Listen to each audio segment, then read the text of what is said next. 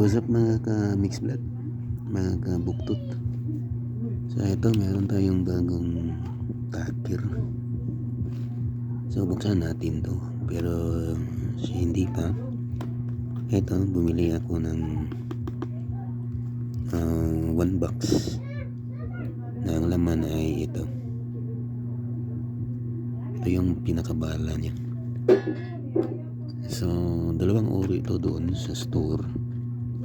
Ito tsaka yung isa ay may nakaset ng ito 1 box din, parang kalahati lang yung size nilagay dito sa gitna, pero yung disenyo niya is hindi katulad nito. Kung pa aesthetic ano ba yan, mas maganda yun kesa dito. Meron siya ditong adjuster sa ibabaw. Anyway, buksan natin to.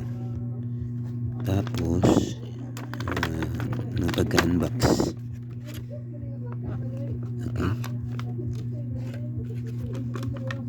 lagay natin yung bala. Hindi ko na-try kasi ito dun. So ganito pala yun. Eto yun. Tapos lagay natin, saan ba to? Okay, parang dito. Okay, ganito pala yun. Okay, medyo mahirap. So paano ba to?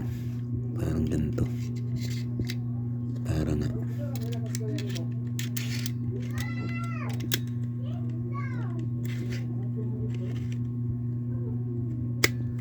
okay. So ganun lang mga ka-mix vlog, mga kabuktot.